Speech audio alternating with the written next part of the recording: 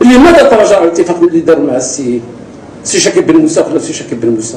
حتى هادو اللي مقلقين اذا تنظموا رجعوا للقيس قصت معاهم الحوار ونناقش معاهم الحوار، وانا كنعرفك غادي تجلس تناقش معاهم الحوار وتسلم معاهم الحلول، ولا نهزوا ديك 9 المليار ديال الدرهم ونعطيوها الدعم الاجتماعي ونحلوا المشكل ونقولوا لهم غادي نفتحوا معاكم الحوار هاد العامين الجايه، اذا بغيتوا هكا سيروا ليه ما عندنا مشكل، ولكن نتحملوا مسؤوليتنا ونضربوا في الطبله حتى حنا في موقع قوه. اللي دارت هذه الحكومه في عامين ما داروش الحكومات السابقه في 10 سنين.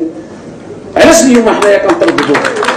علاش ما كنخرجوش الامور كلها؟ لذلك انا نصح للسيد الرئيس، واش كنحشموا، واش كنطردوا، واش ما كنملكوا اللغه الخطاب السياسي، واش خصنا شي حاجه نديروها.